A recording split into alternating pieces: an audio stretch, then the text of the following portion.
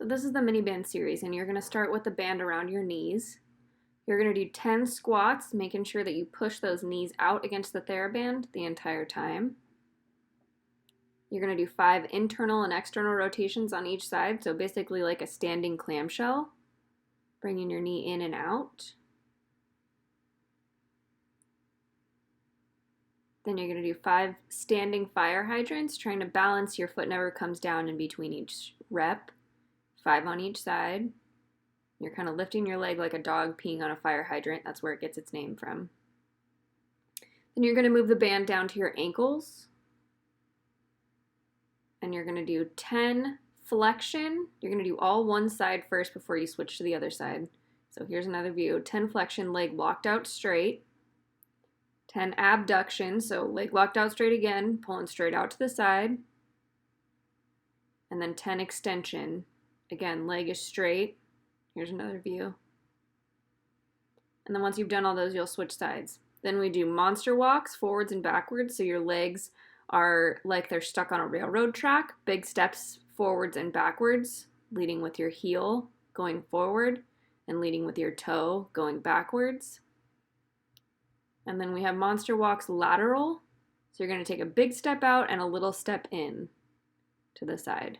Big step out, little step in, big step out, little step in. Do each of these exercises for 30 seconds straight, no rest in between. Straight leg kick-ups, keep your leg straight and drive your heels straight up towards the sky. Bent knee kick-ups, just bend your knee and drive your heel straight up towards the sky. Try to keep your back flat, don't let your back arch for any of these. Fire hydrants, you're going to lift your leg kind of up and back like a dog peeing on a fire hydrant. Again, back is flat, pelvis is as still as it can be. Then you're going to make forward circles. Again, trying to keep your torso and your pelvis still, and backward circles. 30 seconds each, no rest in between. For butt busters, you're going to do 30 seconds of each of these exercises continuously with no rest in between. So first we have clams. You're going to keep your pelvis as still as you can. Reverse clams, your knees come together and your heels come apart. Again, keeping your pelvis as still as you can. Then your knees tap and your heels tap. Pelvis stays still. Tap your knees, tap your heels. And then straight leg abduction, you're going to kind of kick up and behind you. Again, pelvis stays still. And then running man, you're going to bring your knee to your chest. Try to keep your pelvis as still as you can. Most of the movement here is coming from your leg.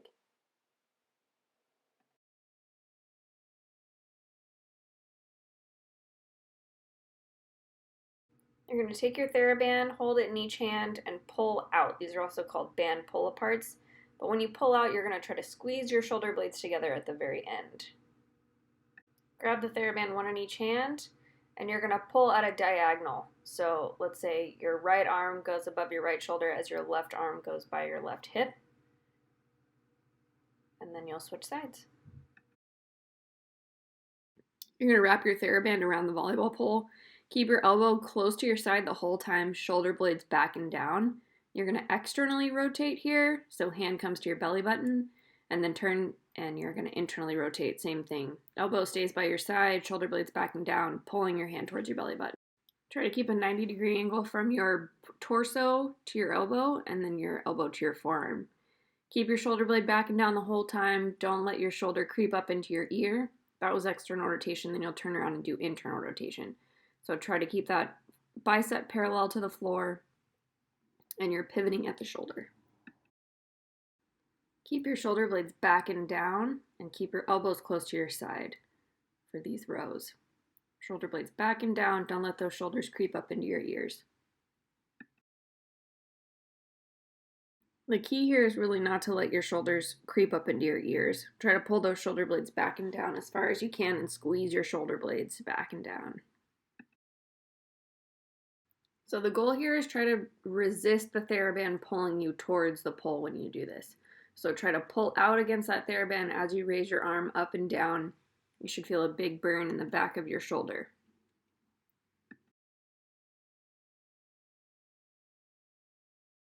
Miniband is going to be around your wrists, and the goal is going to be to try to pull your arms apart as you raise your arms up and down. You should feel a big burn in the back of your shoulders.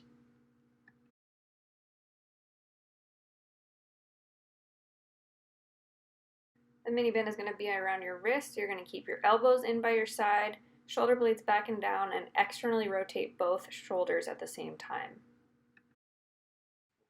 So you're going to bring your arms in and out as you raise them up and down.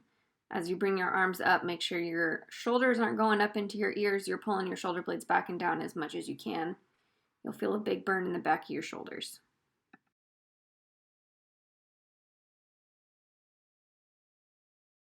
Pull the mini band apart and you're going to turn your arms just like you're turning a steering wheel. Try to keep your arms parallel to the floor and just about shoulder height.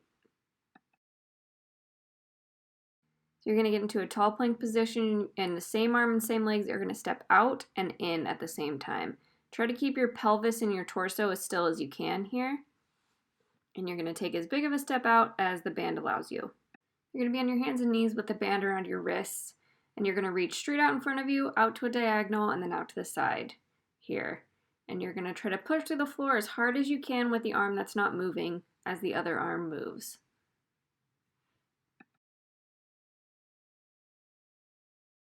The mini band is around your wrists, and you're going to go up into a bear plank and then into a bear crawl. So opposite arm and opposite leg move at the same time. And this is really tough because that band is pulling on those wrists. Lay on your stomach and lift your head just slightly up off the ground.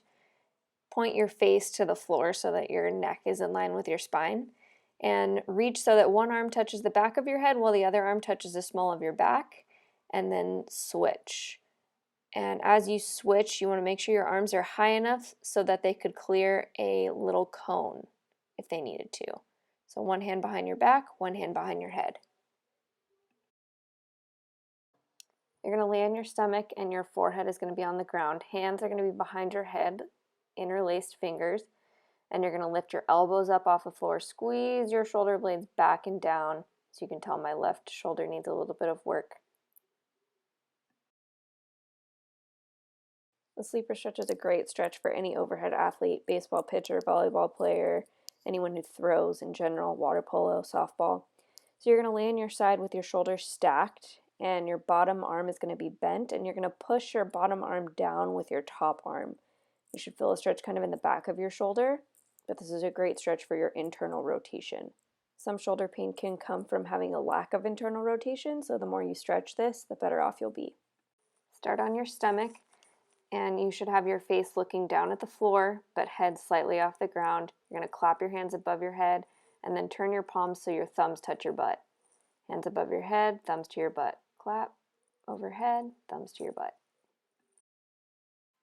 You're going to start in a push-up position, and one arm goes behind your back.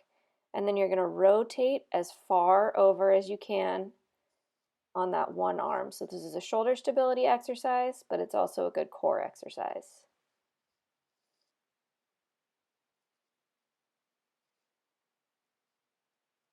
Try not to let that shoulder sag in its socket. Try to push far away from the floor.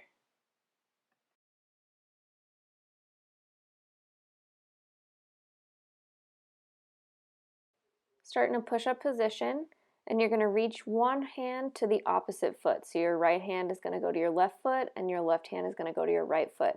Drive your hips up in the air, so you're doing a down dog. These are single arm down dogs.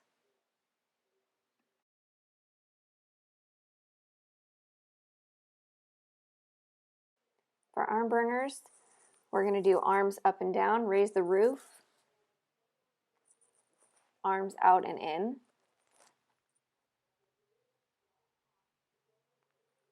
flip your palms, flap your wings, push your palms forwards and backwards, make little circles forwards, and little circles backwards.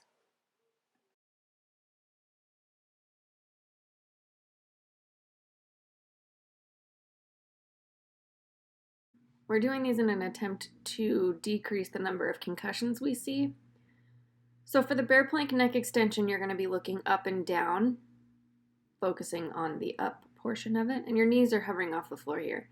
Now for neck retraction, you're going to tuck your head in like you're a turtle tucking its head into a shell, or like you're making double chins. Then you're going to move into a side plank and you're going to bend your neck side to side. So bring your ear to your shoulder. This is the easiest version, and then the harder version is to go up into a full side plank. So the one before was a short side plank. This is a full side plank.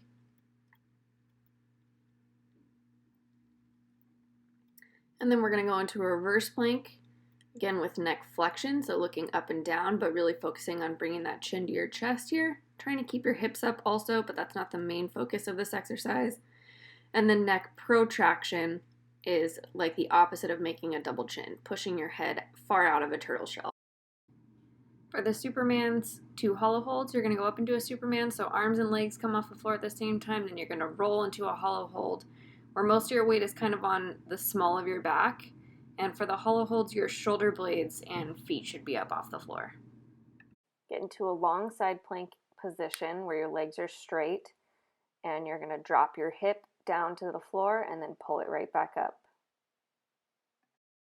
Lay on your back with your legs above you and your arms above you with your knees bent. Push your lower back as far as you can into the floor and make your opposite arm and your opposite leg go back at the same time, and then come back to center in between each rep.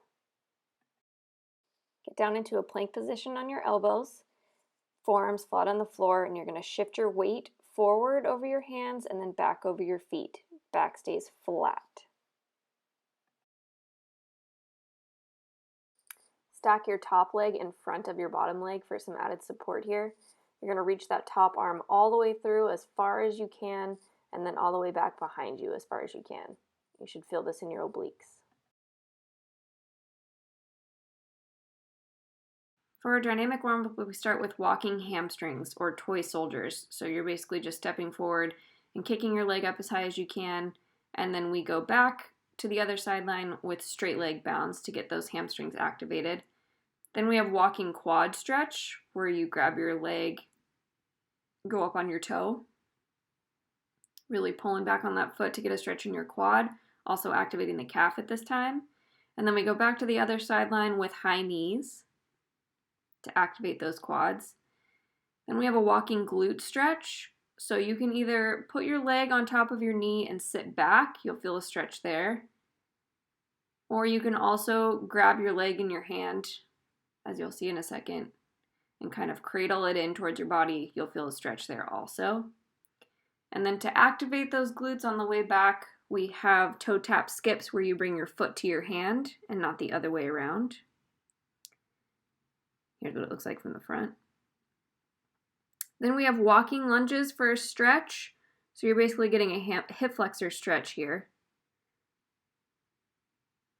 We do that to one sideline. And then lateral lunges for a stretch back to the other sideline. So getting a nice stretch in the adductors or groin here.